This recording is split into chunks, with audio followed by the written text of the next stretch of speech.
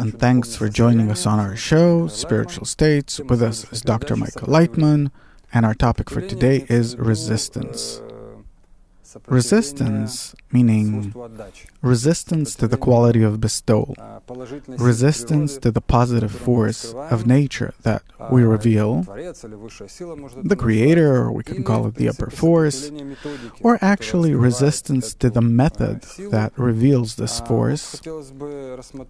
And in one of your books, it says that a person developed all throughout history, and at a certain point, he had the time to start thinking about his existence.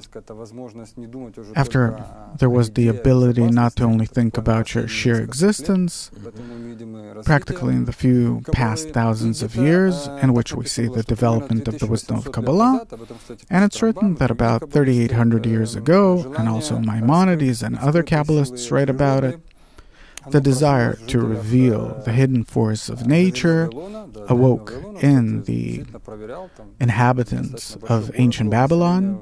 It was a pretty big place, pretty big city, about 1 million people. Back then, they probably need to have some kind of serious communication in order to exist.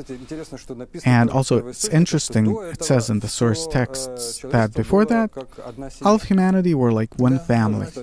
Yeah, a relatively common way of life. Even though that we understand that for tens of thousands of years, life existed, people killed each other, and it's so not exactly clear how were they as one family. The thing is that it was this very particular historic development. The thing is that the conditions were supportive. It was between the Nile and the Euphrates. And these two rivers, they fulfilled everything. There was a regular distribution of water. Things grew well there. The exterior conditions were good. Yeah, people ate fish, garlic, made barley bread. That's what they had back then. There were cows, sheep. In short, they had all their basic needs for life, so much so that nature was so kind toward them that they didn't need to fight in order to forcefully take natural resources from each other. And therefore, they lived in relative balance. If you can explain, it says in Genesis the whole world had one language and a common speech, meaning that people understood each other. It's not a matter of language. They understood each other. They didn't need anything else. It was a special period in time where, on the one hand, nature was favorable toward them, and they had everything from nature in return for relatively very small efforts on part of man. And on the other hand, they themselves weren't such great big egoists as to take more from nature. Meaning a good, nice, proper, correct, natural animal. In Kabbalah, it's called the zero level of egoism. Right. And what does it mean? One language and a common speech. They understood each other, that's it. What's the difference between language and speech? Well, I can't exactly express it, but they understood each other. Like in a normal family. Mutual understanding. Right. Suddenly, there was the eruption of the ego, and this is symbolized by the building of the Tower of Babel. Meaning, they immediately wanted to divide into nations, classes, who's greater, who's smaller, who's richer, who's poorer, who's stronger, etc. And then, among them appeared all the different differences, symbols of difference. It said that in the days of King Nimrod, all people were equal, and none of them boasted in order to rule the others. And Nimrod started to dominate and rule the earth. So writes one of the famous Kabbalists, David Al-Chulov, one of the commentators of the Tanakh. Many Kabbalists wrote about it. As a symbol, they started building the tower, Migdal Babel, Babel, from the word lebalbel, to confuse. And so the confusion of tongues means that they stopped understanding each other. They stopped understanding each other, meaning my ego, my nature, doesn't understand your nature. I don't want to understand you. And now we're coming to the main point in relation to resistance, and obviously appeared two personas as always.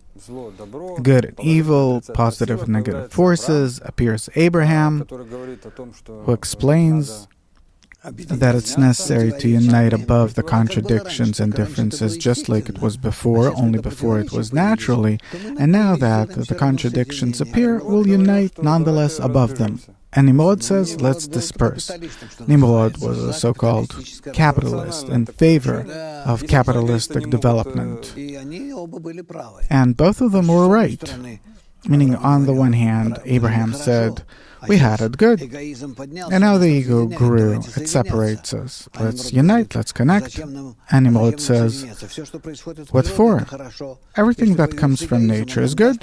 If the ego appeared, it'll give us development. Why annul ourselves once again? Return to living in a commune, in a kibbutz. So actually, both of them were right. And between them began the resistance. Abraham was the son of one of the spiritual leaders of the nation, Terach, and Nimrod was king, and obviously there was some kind of conflict. We don't know exactly how it panned out. From the historic point of view, it's kind of difficult to understand what happened there. What interests me is from the inner point of view of things, as Kabbalists explain it, because it doesn't say anything about it in the Torah, about the exterior, about how it physically happened. It somehow happened, but we don't know how. We're not historians. But from the inner point of view, what does it mean that suddenly I discovered these two forces inside of me, Abraham, Nimrod? Abraham was the one who fought it. He was the one who called upon those people in whom these 2 points have awoken, so that those that understand that it is all in order to elevate the point of connection even higher, that this is what the ego is developing for. And the way Nimrod saw it was that the ego is developing for itself, for its own sake, so that will start using it, and that will start to seriously develop materialistically, technically. By the way, the name Nimrod comes from the word mered, revolt. Right? Exactly. Who does he revolt against? The Creator? Yeah, against the Creator, against the integral nature itself. He thought that you need to use the ego everywhere, right, left, and everything. In short, free market. But is the ego not nature? It seems like he's the one who took the natural approach. It depends how you look at it. The thing is that the ego isn't nature. Nature is based on balance, just like our body. It's in some kind of an inner homeostasis. And the ego, it breaches everything. It says you need to get everything you can. The ego is a cancerous tumor. So on the one hand, nature is based on competition. On the other hand, interaction. The balancing of 2 opposite systems. So the one system is Nimrod, and the other system is Abraham. And how to balance them is the challenge. So Kabbalah says that these are 2 systems inside the person. Right. It exists in us, and it also exists in society. But society can't correctly adapt to these systems. So the system of Nimrod develops the capitalistic one, and the other system, a group system, the system of Abraham, the Kabbalistic system, where eventually in our time, gradually they start to find each other and to connect with one another. Why? Because the system of Abraham needs to become realized in all people, and love another as yourself in the general system. And the system of Nimrod goes into decline because we find out that the ego is the greatest evil if you don't balance it. And so in our time, after 3,500 years, they meet again where we start to understand that we need to balance these two systems, and it's balanced in the form of reception in order to bestow. Reception is the quality of Nimrod, and bestowal is the quality of Abraham. And now this is how they need to become realized in society. Maimonides, a Kabbalist from the 12th century, writes, "As the people gathered around Abraham and asked him about his teachings, he would explain to each according to his understanding until he'd return him to the path of truth. And thousands gathered around him, and they were the people of the house of Abraham." Meaning, this way nature as if chose from all of humanity, from the few millions of people that lived back then on earth, a certain percentage of people that followed Abraham, and they became the house of Abraham. Right. Okay, now this is an externality. From the historic point of view, I don't know if it happened or not. There are really conflicts about history. Well, historians, they didn't live back there. It's interesting, how did Maimonides know about it that lived 2,000 years later? How did he know that exactly this is how it happened? What Abraham did, that he went around, circulated, maybe not thousands, but millions gathered. He's a Kabbalist. When he is engaged in research, he undergoes all of these states inside of him and sees them inside of him, because we don't see the world that exists around us. We see the world that exists inside of us. Outside of myself, there's nothing. Maybe this is how Kabbalists see it, but normal people see the world outside of them. Only seems to them that way. A normal person is not normal. He as if sees the world around him and thinks that that world exists. But a Kabbalist understands that all that exists in his qualities. And if he changes his qualities, and a Kabbalist can change his qualities, he as if travels through time. So this is how a Kabbalist engages in research. Yeah, he as if clothes in it. Bala Sulam writes that this is what Abraham said, right? Kabbalists or something else. How do they know what Kabbalists said in that time under certain circumstances? So Maimonides discovered Abraham inside himself. Of course, all those qualities. I play out all these states inside myself. So you're talking about a new form of research. There's the way in which archaeologists research things. Did or didn't Abraham exist? They search for bones, clothes, etc. There are those that explore texts. Who else wrote about Abraham? They start comparing texts so that not only Jews wrote about it, others too, so it might be true.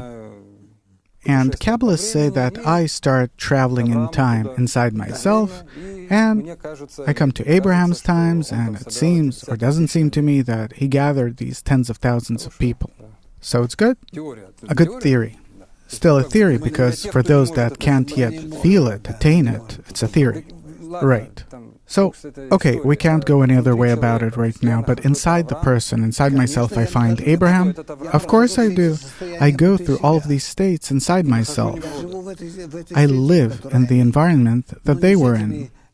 Well, not with the same animals and bonfire and cave, etc. But the circumstances, the connection, mutuality between people, the way they explored the world, I experience all that inside myself very vividly, just like them.